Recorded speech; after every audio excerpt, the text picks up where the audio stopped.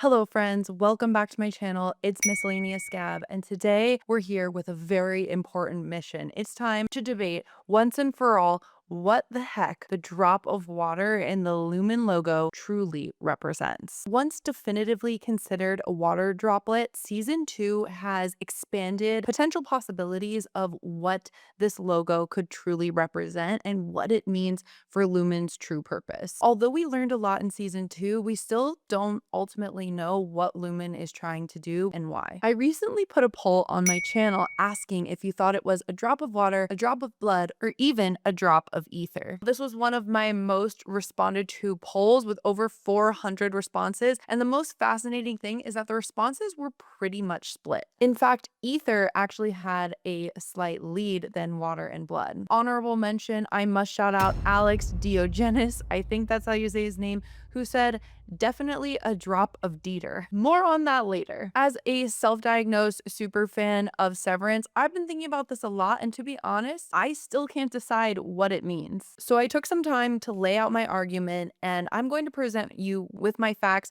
so you can help me decide once and for all. Let's put the nail in this coffin and figure out what it truly represents. Let's start with the idea of the Lumon logo droplet right in the O, symbolizing a droplet of water. If this were to be the case, it could symbolize the idea of cleansing and rebirth and even control. Water symbolism permeates Severance, suggesting the droplet could represent water. The series features a prominent water tower in Lumon's parking lot and a painting of Kier entitled "Kier Invites You to Drink of His Water," displayed above the water fountain on the severed floor. Whether you're a super fan or not, surely you've also noticed that many, if not most, of the macro data refinement file names are called something to do with water. There's Cold Harbor, there's Tumwater. There are other names which represent dams and reservoirs. Water, essential for life, could symbolize Lumon's control over fundamental aspects of existence, along with theories that the company seeks dominion over vital resources. Yes, but at Lumon, it's also control. If you think about it, to drink of Kier's water is to submit, to wash away your past, your pain, and your identity. The severance procedure, in a way, is a baptism of sorts. You emerge as someone new, unburdened,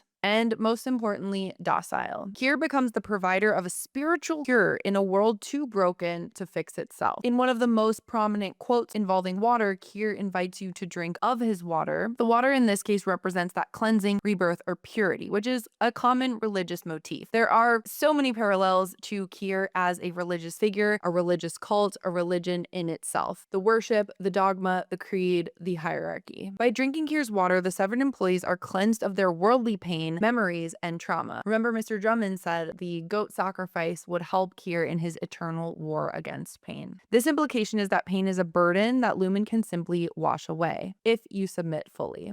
I've created another list, a short list of where all water comes up in Severance. For example, Irving B is told during his wellness session with Miss Casey that his Audi, quote, values water. Audi values water. What does it mean to value water? Don't all of us value water? In what case would somebody more specifically value water where that would be a notable fact about yourself? Low-key kind of me, because your girl is thirsty for water. Helly's rebirth in the waterfall definitely comes along these lines of rebirth, of cleansing in Woe's Hollow. She goes in as Helena, she comes out as Helly. The waterfall at Woe's Hollow at the Ortbo also does represent this almost rebirth for Kier himself. That's where everything went down with Dieter. That's near where he tamed the Tempers as well, where he tamed and met Woe. During the Ortbo, the Innies also experienced death for the first time near the frozen lake. This is in a way where the water has changed states. Milchick has said many times that death doesn't happen on the severed floor, that they're safe from death. So kind of interesting that the one time that the Innies encounter death is when water has changed into ice. We also have Miss Huang's little water ring game. Dr. Maurer walking down to the exports hallway whistling the wreck of the Edmund Fitzgerald also symbolizes more the woes of water or the dangers of water or just the power of water and the control that water has. In the Lexington letter, when we get a glimpse of the MDR employee handbook, there's a whole page on washing your hands and cleanliness and avoiding the spread of disease. This idea of cleanliness, of purity, is very, very important in the cult of Lumon. Finally, in the Chinese restaurant where Mark meets Helena, we see an framed newspaper article discussing a toxic spill into the water supply in Salt's Neck. Lumon Industries, the owner of a diethyl ether plant in Salt's Neck, is being sued for allegedly spilling alcohol into the water supply. This incident has raised concerns about the potential environmental impact of industrial facilities and the responsibility of companies to protect the health and safety of their communities. Now let's talk about the interpretation and implications of the droplet being a droplet of water. Lumon may be trying to gain control of the literal water supply, either to poison it, as indicated in Salt's Neck, or as a vehicle for controlling one of the most important resources of the masses. In my last video, I talked about V for Vendetta and how I draw a lot of parallels to poisoning or tainting the water supply as well, basically inventing the poison so that you can invent the cure. And by presenting the cure, you have control over the people. All of these instances of water suggest that water in Severance symbolizes the fluidity of identity, the process of purification, and the potential for transformation through the process that only Lumon can provide, i.e. Severance. Lumon's pervasive use of water imagery and references may also indicate an attempt to cleanse or control, in a more figurative way, the innermost aspects of his employees. If we believe James Egan that his vision for the world is a chip in everyone's brain, world domination. The quote, "cure for all mankind," which we see repeatedly as a sort of tagline for Lumon and its history, could be some kind of cleansing and rebirth. Maybe Severance, the process itself, is the cleansing and the rebirth. Maybe they rebirth and return innies into the outside world to cure humanity. So maybe the cleansing, the water, the purity is the Severance procedure, and then that rebirth is the innie taking the outie's place. Now let's discuss the argument and the implications if that little water droplet, notice how I said water? It's like part of me knows it's water. If that little droplet represented a droplet of blood. Now, this wasn't necessarily on my mind in season 1, but you're sure as hell bet it was in season 2. Not only because Lumon is first and foremost like a medical company, medical devices, medical salves, freaking brain procedures, pharmaceutical companies, but there's so much blood imagery in season 2. Now, if we look at the droplet being a droplet of blood, this could mean that it symbolizes sacrifice and submission, and that this is part of Lumon's broader goal. Blood symbolism in Severance reveals a darker layer beneath Lumon's doctrine, one not of salvation necessarily, but sacrifice and death. There was all this talk in season 1 about actually rebirthing Kier, bringing him back, but I actually think that death is the ultimate destination within Severance, and the cues of blood can lead us there. If the droplet in Lumon's logo is blood, it transforms the entire ideology. The droplet shape in the Lumon logo actually resembles a literal blood drop more than water. Season 2 integrated a lot of new blood-related imagery. For example, the pinprick test that the nurse has to do in order to gain access to a room. This echoes real-world religious blood rites, little small controlled acts of submission. It also indicates whose blood can give you access and whose can't, and the little blood sacrifice that the nurse has to give before coming into the door every time. Looks like there's scars all over her fingertips. We don't think Gemma's the only person on the testing floor, so how often is this woman having to give her blood sacrifice every day? Also, with medical imagery,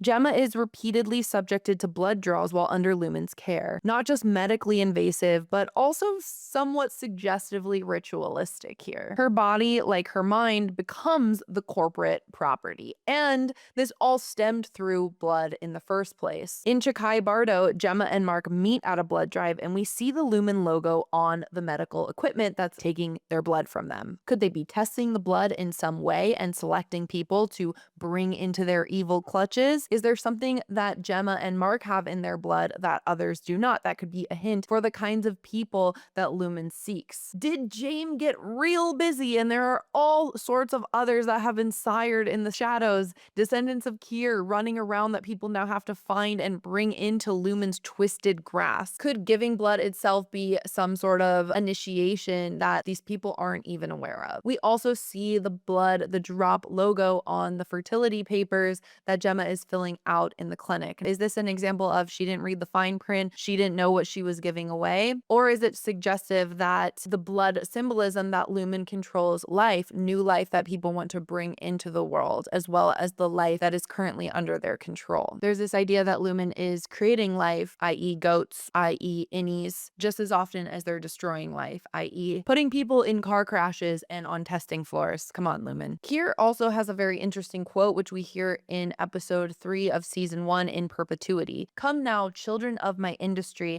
and know the children of my blood." This places employees within a hierarchy of devotion and descent, blending the belonging of the workforce with the actual biological descendants of Kier. They're one and the same. The workers are his children of industry. His children are his children of blood. And just as Helena used to think that the workers were her cousins, we see that they're one and the same. But nothing more clearly highlights the drop of blood than themes of animal sacrifice. In season 1, Helly and Mark discover a room full of baby goats being cared for by a man who says they're not ready yet. They need to grow. They need more time. In religious context, blood of a goat or the blood of goats and bulls often refers to a ritual sacrifice used for atonement or purification, especially in the context of the Old Testament. Obviously, we realize that the goats are being used for sacrifice in Kier's eternal war against pain. It's a necessary thing to seal the fate of the people that they're testing on. Much like the goats, the workers too bleed for a cause they don't fully understand. And they're told that doing so brings them closer to something sacred. Speaking of bleeding for a cause they don't understand, remember when Milchick said that bereavement kits are for employees who die on the severed floor? And then as Miss Wong is creating a bereavement kit for Irving B, we see that every freaking employee there, including Petey, has mugs, has a kit ready to go. Kind of interesting that, especially for a place that doesn't know death, such as the severed floor, that they're locked and loaded, ready to go in the event of an employee dying on the severed floor. Why is an employee dying on the severed floor? How is an employee dying on the severed floor? Other than running into a paper shredder, I'm not quite sure how they could do that accidentally. Are employees just like the goats raised for the slaughter? Are they eventually sacrificed, either figuratively, as in part of their mind, their body, their autonomy, their spirit is sacrificed, or are their bodies literally sacrificed at the end of their employment at Lumon? Now, something I've spoken to on my lives with Real Enigmas and Theories, go check him out if for some reason you haven't, which probably everybody watching this has, is the idea of blood ties. We learned in season 2 that James Egan has been spilling his lineage in quite a fair few of places. Just how many children of blood are roaming around the world or the area? How many children are involved in the Egan line at this point? Is it that blood as well as the industry that ties them all together? This reminds me a little bit of the blood trickling through the House of the Dragon intro sequence, tying these lineages, tying these people, tying these stories. I see that in a way, the parallel of the children of industry meet the children of my blood. Remember that Kier's best achievement was taming his tempers? That's what he thought at the end of his life. Does the blood symbolize a permanent changing of our biology and anatomy? A way to transcend almost the limitations of being human? Could Lumon be trying to create a generation of babies sired with tamed tempers? And is that what it means when the world shall become but your appendage? A literal part, an extension of your body, of your biology, of your blood. If the Lumon logo is indeed a drop of blood, it reframes the company's entire mission as one built on ritual sacrifice, biological control, and submission masked as salvation. It gets to the meat of what Lumon severance procedures are really all about. It's not about privacy. It's not about giving a gift to the people who are trying to forget half their day. No, no, no. No, it's not. It's about offering up the self, your mind, your body, and yes, your blood. In a way, when people go into severance to get that procedure, they are sacrificing at least a part of themselves. In this interpretation, perhaps the cure for all mankind is the freedom from actually being yourself. Severed employees become living sacrifices, participating in a system where offering up pieces of themselves is seen as noble. The TLDR of that is that you don't enter Lumen to work, you enter Lumen to bleed. The goats, the blood draws, the doctrine of lineage, they're all signals that Lumen is building a new species of human. Now let's talk about the drop being a drop of ether. So we know that Lumen and Kier Egan grew up in an ether mill. We got a lot of characters growing up in ether mills, huffing that ether. What does that do to a person's brain? Just ask H. Cobell. Now, I think in Salt's Neck and Sweet Vitriol, this is what brought that idea to the surface, that perhaps the droplet is actually a droplet of ether. Let's get into it. While ether isn't referenced as frequently or shown as frequently as blood or as water, it carries just as much weight, particularly when we understand Lumen's roots in chemical sedation. Before it developed the handy-dandy severance procedure, Lumen was a chemical manufacturer. Lumen once produced and sold diethyl ether, a highly flammable anesthetic used to induce unconsciousness and remove pain. Fun fact, this is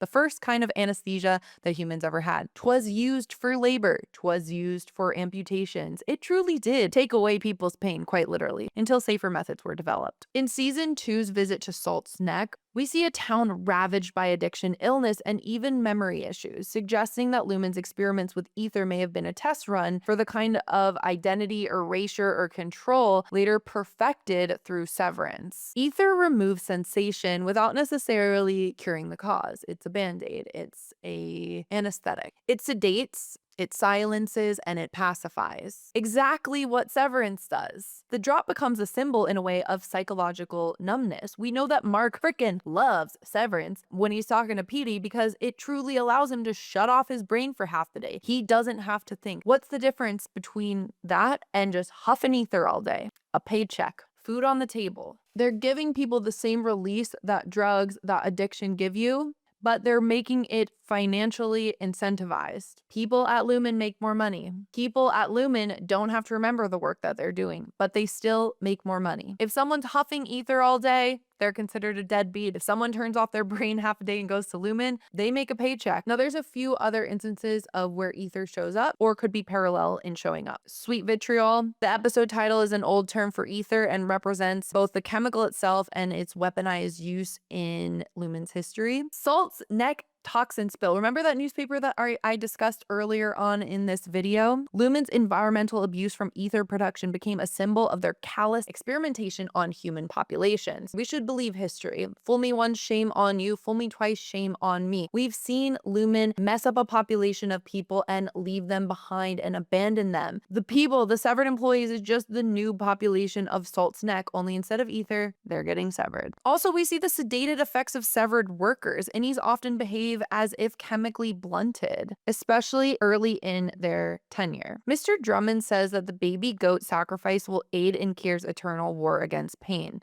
Is ether and then Severance just more opportunities to explore these cures? Did Kier start with the salves? He started with the topical salve. He started with the ether. We've moved on to Severance. Frickin' James has turned things up a notch. Is there this prophecy that we will find a cure for all mankind, and once it was ether, now it's Severance? Are the imbalanced tempers a real source of the pain? Is that what ether was potentially trying to solve? Is that what Severance is trying to solve? Is that what refining the files in MDR is trying to resolve? The great irony is that Lumen is literally creating the pain that they're attempting to destroy. So let's unpack that sometime, shall we? You kill someone's wife and then he gets severed to distance himself from the grief. Okay, make it make sense, Lumen. Now quickly, let's go over the implications of if this droplet were indeed a drop of ether. If the Lumen logo is a drop of ether, it exposes the company's mission as chemical and psychological sedation of the human spirit. It tells us that Lumen doesn't just want to remove suffering, it actually wants to suppress reaction, remove volatility, and quiet the individual to serve the collective. That's the thing, is like you can't have pleasure without pain. If they're taking away your tempers, they're taking away everything. If they're taking away your pain, they're taking away your joy. So yes, it sounds nice, it sounds sexy, eternal war against pain, but what comes with that? Does that remove your pleasure as well? Ether in this case becomes quite the perfect metaphor for emotionless obedience, dissociation as peace, and pain managed by erasure rather than actually solving your pain. The drop of ether basically says, we can end your suffering, but you lose yourself in the process. This frames severance as a chemical lobotomy in corporate form. It's one drop is all it takes to fall asleep, to forget who you are. To invent the severance procedure. Was Harmony high on ether when she invented it? Now, I would be remiss if I did not mention an honorable mention, which is a fourth consideration, if you will, thanks to that wonderful YouTube commenter I mentioned at the beginning, which is, what if the drop is indeed a drop of Dieter? Or semen. Now let me break it down for you. This could mean a drop of Dieter or semen. Could mean fertility, creation, and control over life. Let's break it down. Though never stated outright, Severance is full of fertility and reproductive symbolism, which is enough to warrant this provocative but thematically consistent interpretation. If the droplet does indeed represent a drop of Dieter, semen, it reframes Lumon's mission. Not just controlling people, sacrificing them, but actually creating life in its own image. There's a fertility focus. Gemma and Mark struggle to conceive. Lumon's intervention in their fertility process seems to reframe that grief into rebirth in a way. Not of a child, unfortunately, but as Gemma herself as someone new. In fact, like 24 new Gemmas, like 24 babies, if you will. So they weren't allowed to have one baby, but then like 24 baby Gemmas came into effect. Then we have the egg imagery, right? So there's the egg drop challenge. There's Kier's favorite breakfast. There's I wish you'd take 'em raw. There's boiled eggs. There's the weird milky shots of egg drop soup that Mark is drinking. Also, there's this idea that the goats were, quote, not ready yet, as if they hadn't reached their gestational maximum. Obviously, Lumon with the goats is creating the life in order to destroy it. We see that pretty well, but what other life could they be hell-bent on creating? James Egan is said to have sired others in the shadows, which introduces the idea of unconsented reproduction or even corporate eugenics. James Egan sired others in the shadows in a way that kind of feels like there wasn't a whole lot of consent involved. Remember the news story where there was a severed employee who actually got pregnant down on the severed floor with obviously no memory? Kier's language, "the world shall become but your appendage," could easily be read as a veiled euphemism, merging the idea of dominance, reproduction, and total embodiment of Kier's role. In this interpretation, it's not necessarily about what Lumon is taking from you, it's about what Lumon is planting in you. So those are our 4 options, team. What do you think? I want to hear from you. Make your best argument in the comments. Honestly, doing all this research and creating this video just has left me even more confused. I think it could be all of them, especially a drop of Dieter. I can't wait to hear what you think. Thank you so much for watching. Big shout out to all my Waffle Party VIP members who support this channel even in the off season. So thank you so much to them. Thank you to everybody else who is a paid Patreon member who supports my channel, as well as all my friends over on Patreon and Discord. Make sure you join us if you want to talk more Severance as well as other shows. And I will see you next time. Considering everything that we went over today, make sure whatever you do, you absolutely do not get severed. Bye.